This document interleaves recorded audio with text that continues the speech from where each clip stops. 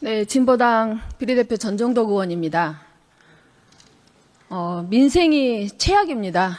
우리 국민들께서는 IMF보다 코로나보다 더 힘들다고 호소하고 있습니다. 우리 국회가 국민의 고통과 아픔을 조금이라도 더 덜어드리는 그런 추경이 되어야 할 것 같습니다. 국민의힘 의원들께서는 정쟁을 중단하고 추경회의장으로 돌아와서 무엇보다도 민생을 우선하는 추경심사가 될 수 있도록 협조해 주시면 감사하겠습니다. 민생은 먹고 사는 문제입니다. 국민의 주식인 쌀, 밥보다 더 중요한 민생이 어디 있겠습니까? 민생의 시작은 민생이 시작인 농업 민생에 대해서 먼저 질의하겠습니다. 기재부 차관님, 농업 민생 예산들이 본 예산에서 그리고 1차 추경에서 삭감되고 2차 추경에서는 농업 SOC만 반영이 됐습니다. 그래서 상임위 심사하는 과정에서 농사용 전기요금 지원을 포함해서 약 5,441억 정도가 추가로 상임위 심사에서 편성이 되었습니다. 이 예산이 꼭 반영될 수 있도록 기재부에서는 삭감하지 마시고 꼭 반영할 수 있도록 해주시기 바랍니다. 예, 1차 추경 때도 저희가 7천억 정도 했고요. 2차 추경에도 저희가 3천억 정도 하고 있습니다. 그리고 의원님 말씀 주신 것처럼 이번 농해 수위에서 지금 추가 증액 요구가 제기된 걸로 알고 있고요. 알겠습니다. 예, 네. 그 부분 충분히 농촌 어려움을 감안하도록 하겠습니다. 네. 한 가지 윤석열 정부의 농업 정책 중에 청년농 육성 사업이 있었습니다. 청년농을 3만 명 육성하겠다라는 목표를 세우고 청년들에게 정책금 지원하고 자금 지원하고 상시 대출로 5억 원까지 대출해 줬는데요. 지원자가 늘고 예산이 부족하다고 갑자기 제도를 바꿔서 대출 지원을 상시 지원해서 선별 방식으로 바꿔버렸습니다. 정부만 믿고 농촌에서 제2의 인생을 살아보겠다고 내려온 우리 청년들에게 농업한 전세 사기 대출이다. 이렇게 청년들이 분노할 정도로 심각한 문제를 가져왔습니다. 그러니까 결국은 문제가 되니까 예산을 추가로 편성하긴 했는데요. 이렇게 지원 방식을 상시 방식이 아니라 선별 지원 방식이 유지하다 보니까 이게 결국은 농민들을 육성하고 청년농을 육성하고 그리고 우리 농업을 귀농한 청년들을 다시 도시로 떠나게 하는 결과를 나왔습니다. 그래서 청년농의 정책은 예산 부족에 따르는 정부의 예측 실패에 따른 것이기 때문에 선별 지원 방식이 아니라 기존의 제도대로 취지대로 상시 지원으로 바꿔서 또 예산도 그 취지에 맞게 제대로 반영을 해서 이 사업이 정말 제대로 농촌을 활성화시키고 청년들이 다시 농촌으로 귀농할 수 있도록 그렇게 대책을 세워주시기 바랍니다. 이제 급격한 지원 방식의 변동이 혹시 현장에서 어떤 어려움을 초래하고 있는지, 그게 과연 그런 지원 방식 변경이 타당한 이유가 있는지 다시 한번 점검해 보도록 하겠습니다. 네, 기재부에서 예산을 삭감하지 않으면 이 정책은 잘 유지될 것이라고 봅니다. 네, 새 정부 들어서 2차 민생 추경을 논의하는 자리인데요. 아이러니하게도 이 새 정부에서 지명된 장관 중에서 윤석열 정부에서 위임된 송미래 농식품부 장관이 유일합니다. 참 기막힌 현실이 아닐 수 없는데요. 그럼에도 농업은 농민만의 문제가 아니고 또 쌀을 주식으로 한 모든 국민의 민생 문제이고 식량 안보와 식량 주권 문제이기 때문에 송미령 장관에게 질문하겠습니다. 27일 날 민주당 농해수위원들하고 당 정비하셨죠? 예, 그렇습니다. 네, 언론 보도 보니까 윤석열 정부 때 추진했던 농망사법 이것을 다시 추진하겠다 이렇게 말씀하셨는데요. 윤석열 정부 때 추진했던 농업사법과 27일 날 합의한 농업사법 어떻게 차이가 있나요? 그 전 정부에서 했던 농업사법 같은 경우에 특히 양곡법을 중심으로 하면 조금만 짧게 해주십시오. 사후적으로 남는 쌀을 사라라는 것이 주된 내용이었습니다. 그래서 이번에는 사전적으로 대책을 해서 남는 쌀이 아예 없는 상황을 만들겠다라는 것이 핵심적인 내용 변화입니다. 그러면 남는 쌀이 없도록 하면 양곡법이 필요가 없겠네요. 아닙니다. 그래서 필요한 겁니다. 자, 사전적 수급 관리 말씀하셨는데 벼 재배 면적 감축 말하는 거죠? 네, 그렇습니다. 논타작물 재배를 네. 말씀드리는 겁니다. 전략작물 인센티브도 이야기하셨는데 네. 지금 전략작물 인센티브가 전략작물 직불금 말씀하시는 거죠? 직불금, 예. 네, 맞습니다. 직불금을 2,400억 지금까지 지원하고 예. 있는데 앞으로 4,000억을 늘리겠다는 건데요. 액수는 정확치 않습니다, 네, 의원님. 언론 보도를 예. 보고 말씀드린 겁니다. 네. 자, 그러면 윤석열 정부 때 추진했던 벼 재배 면적 감축, 그다음에 인센티브 전략작물 재배에 따른 인센티브 지급, 그때나 지금하고 뭐가 바뀐 겁니까? 그때는 바뀐 게 없어요. 아닙니다, 그런데 의원님. 그때의 조건하고 지금의 조건이 바뀐 게 없는데 이제는 조건이 바뀌었으니 이 법을 추진할 만하다, 추진할 여력이 있다 이렇게 말씀을 하셨어요. 저는 도저히 이해가 안 되는데 뭐가 바뀌었는지 잘 예, 모르겠습니다. 의원님. 전 정부에서는 그 남는 쌀을 줄일 수 있을 만큼, 그러니까 수급 관리에 도달할 만큼 충분한 인센티브가 되지 자, 못했다는 네. 말씀입니다. 그래서 조금 더 두텁게 지원을 해야만. 그러니까 근본적으로는 벼 타작물을, 재배 면적 예. 감축을 유지하겠다. 벼 재배 면적 감축에 따르는 전략 작물을 육성하는데 그에 따르는 직불금을 확대하겠다.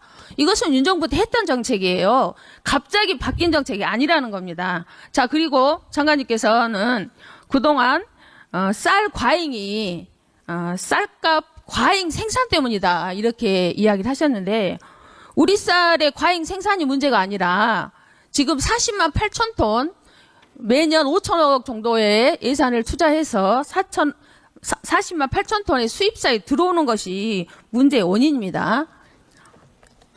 그런데 지금 윤 정부에서 8만 헥타를 감축하겠다고 했습니다. 그런데 그 8만 헥타 감축량은 41만 톤 정도 됩니다. 그러면 수입쌀 40만 8천 톤과 딱 맞아떨어지는 거예요. 결국은 수입쌀을 지키기 위해서 우리 쌀 생산을 줄이겠다. 이렇게 생각될 수밖에 없고 결국은 농민들에게는 경작권을 침해하고 식량 안보와 식량 위기를 저장하는 그리고 쌀 감산 정책이라밖에 볼 수가 없습니다. 그래서 농민들이 그동안 이것이 윤석열 정부의 내란 농정이다, 이 대표 정책이다 이렇게 이야기를 했습니다. 그런데 여전히 그 정책을 그대로 하겠다는 겁니다. 윤석열 정부의 장관이 이재명 정부의 장관이 되어서 윤석열 정부에 했던 벼재배 면적 감축과 전략작물 확대 그리고 수입쌀 40만 8천 톤 그대로 수입 이렇게 하겠다는 것은 내란 농정의 연장 아닙니까?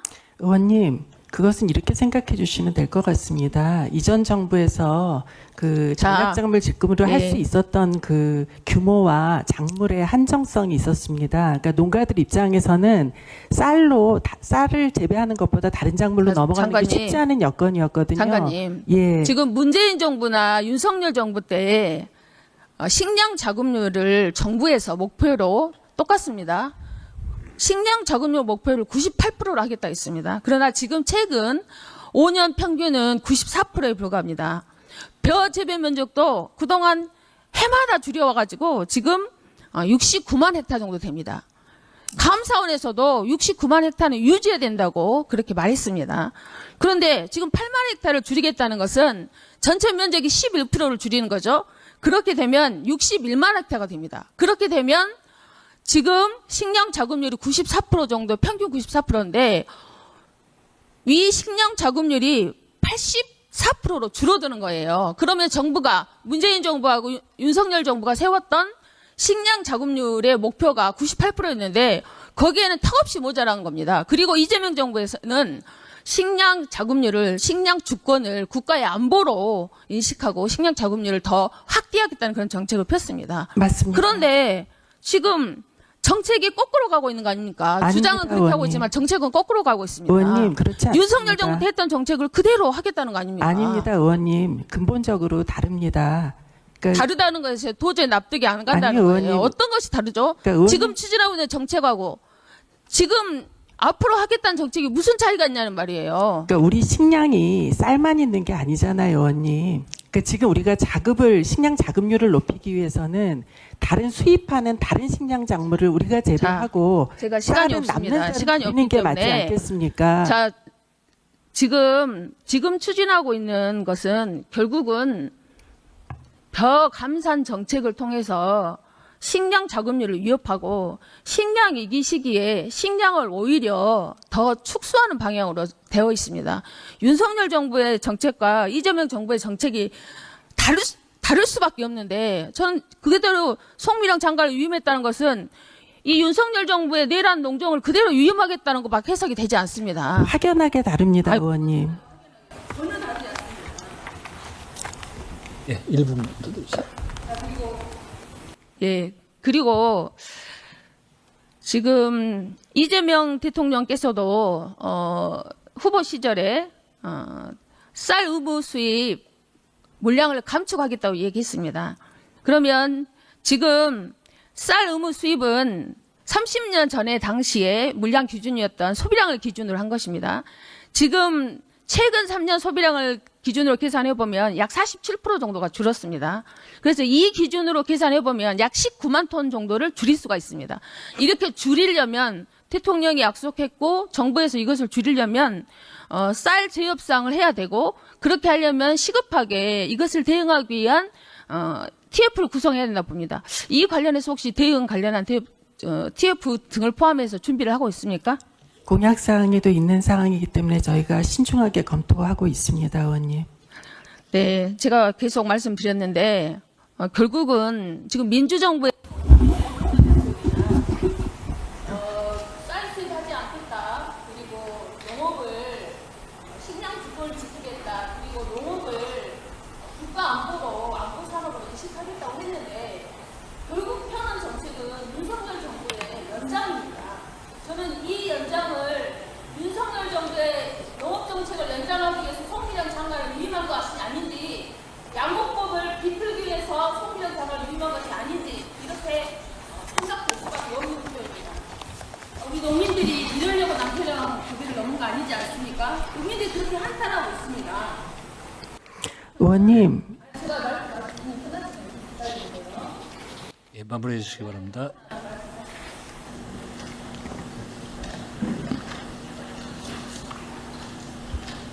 네. 밥이 인생이고 쌀이 식량 주권이고 식량 안 보입니다. 이재명 대통령께서 국가 책임 농정을 하겠다. 그리고 식량 주권이 국가 안보 산업이다. 농업을 육성하겠다. 그리고 지속 가능한 농업 국가를 만들겠다고 했습니다. 윤석열 내란 농정과 이재명 내란 국가 책임 농정은 죄송합니다. 다시 하겠습니다. 윤석열 내란 농정과 이재명 정부의 국가 책임 농정은 달라야 합니다. 내란 청산과 내란 농정은 결코 양립할 수 없습니다. 저는 내란 청산의 시작은 송미령 장관의 유임 처리부터 시작된다고 생각합니다. 이것이 농민과 당장과 우리 시민들과의 약속입니다. 이것을 이재명 대통령께서는 유의해 주시고 송미령 장관께서는 정말 진심으로 농민들과 국민들의 뜻을 그리고 이재명 정부의 성공을 위해서 다시 한번 자진 사퇴하도록 추구합니다. 제가 좀 말씀드려도 되겠습니까? 예. 위원장님 허락해 주시면 네네, 잠깐 말씀드리겠습니다.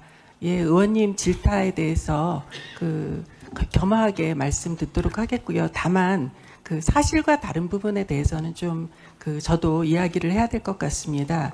이전 정부의 양곡관리법이 우려했던 점은 정부가 사전에 수급 조절을 하는데 충분한 예산 투자가 뒷받침되지 않는 상태에서 남는 쌀을 정부가 다 사겠다라고 하는 것은 재정도 낭비가 될 뿐만 아니라 우리 농가들 입장에서는 별다른 대안도 없이 다른 작물을 재배할 수가 없는데 쌀 생산할 수밖에 없는 상황입니다. 그러면 쌀이 남고 쌀 가격은 떨어집니다. 쌀 가격도 떨어지고 국가의 재정 부담도 크게 되는 그런 법을 농식품부 장관이 찬성할 수는 없지 않습니까? 그 부분에 대해서 말씀을 드렸던 거고 지금 우리 정부에서는 사전의 수급 조절에 대해서 뜻을 같이 하기 때문에 지금은 이제 양곡관리법을 할 수 있는 여건이 되었다라는 말씀을 드리는 것입니다. 예, 이렇게 주십시오. 되면 예. 식량 안보도 오히려 강화할 수 있다라는 점을 감안해 주시기 부탁드리겠습니다. 예. 최선을 다하겠습니다. 예, 잘 알겠습니다. 자, 그러면 지금부터 잠시만 주목해 주시기 바랍니다. 제가 구독자분들을 위해서 선물 하나를 준비했는데요. 제가 항상 여러분들께 드리는 말씀이 있습니다. 뉴스만 평소에 잘 챙겨보셔도 돈이 되고 돈을 벌 수 있다라고 말씀을 드렸는데요. 여러분들은 여기 보시는 삼성전자 뉴스를 보고 어떤 생각이 드세요? 아니면 정치인들의 뉴스, 날씨 뉴스를 보고는 어떤 생각이 드시나요? 그냥 뉴스만 보고 끝내는지, 아니면 이 뉴스를 어떻게 이용할 수 있는지, 이 부분을 고민하고 계시는지를 되물어보고 싶습니다. 그 이유가 뭐냐 하면 제가 지난번에 여러분들께 뭐라고 말씀을 드렸었죠? 지금은 반도체 섹터를 눈여겨보셔야 한다고 말씀드렸습니다. 그리고 나서 이런 썸네일들 뉴스를 통해서 많이 보셨을 겁니다.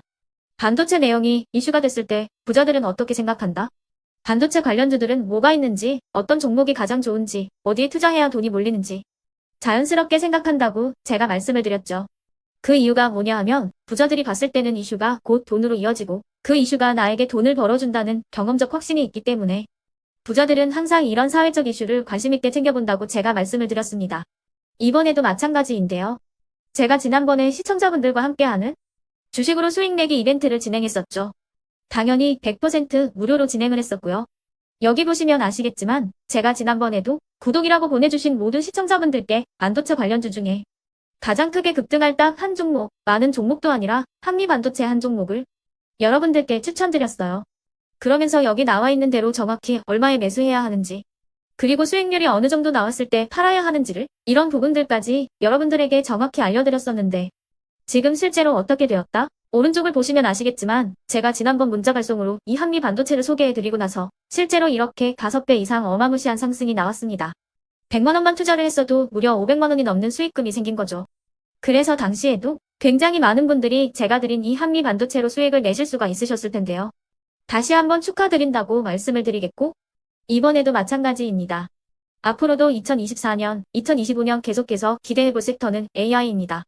그 중에서도 AI 반도체는 그 누구도 부정할 수 없는 미래성장 산업입니다. 그러면 우리가 어떻게 생각해 볼 수 있을까요? AI 반도체 종목 중에 앞으로 크게 대장 역할을 하면서 10배 이상 급등할 수 있는 템베고 종목을 지금부터 열심히 추적해야 한다는 겁니다. 큰 돈을 투자하지 않더라도 월급의 일부분 아주 소액이라도 이 종목을 모아가야 수백 %의 수익률을 손에 쥘 수 있는 것이죠. 지금 여러분이 보고 계시는 이 유튜브 또한 AI 반도체와 아주 밀접한 연관이 있고 반도체야말로 대한민국의 핵심 산업으로 앞으로 더더욱 시장은 성장할 수밖에 없습니다. 그렇기 때문에 제가 이번에도 뭘 보내드리고 있냐면 지난번과 똑같이 구독이라는 문자를 보내주시면 제가 AI 반도체 관련주 중에 앞으로 대장주 역할을 하면서 주가가 가장 크게 급등할 한 종목을 여러분들께 문자 발송으로 종목명과 사고 파는 시점을 모두 알려드릴 건데요. 그 문자를 받고 여러분들이 주식으로 돈 버는 연습을 한번 해보셨으면 좋겠고요. 혹시라도 나는 주식을 하지 않는다 하시는 분들은 주변에 주식하시는 지인분들에게 말씀을 해주셔도 되고요. 아니면 연세가 있으셔서 투자가 어렵다 하시는 분들은 이 종목을 자녀분들에게 한번 사봐라. 이걸로 한번 수익을 내봐라. 이렇게 조언을 해주실 수도 있는 거겠죠. 그래서 지금 이 영상을 보시는 시청자분들 중에 나도 이번 종목이 좀 궁금하다 하시는 분들은요. 누구나 상관없이 그리고 어느 시간대나 상관없이 부담 없이 010-2514-5930번으로 구독이라는 문자 보내주시면 제가 이번에도 똑같이 무료 추천 급등주 문자를 보내드리겠습니다. 이해되시겠죠? 제 번호 010-2514-5930번으로 구독이라는 문자 보내주시면 여러분들이 직접 이슈를 통해서 돈 버는 연습을 해보실 수가 있는 거고 제가 돈을 받는 것도 아니고 투자를 대신해 드리는 것도 아니기 때문에 부담 없이 신청해 주시면 되는 겁니다. 그리고 수익이 나면 저는 다른 것은 하나도 바라지 않습니다. 제 채널에 구독, 좋아요 한 번씩만 눌러주시라 이렇게 다시 한번 말씀을 드리겠습니다.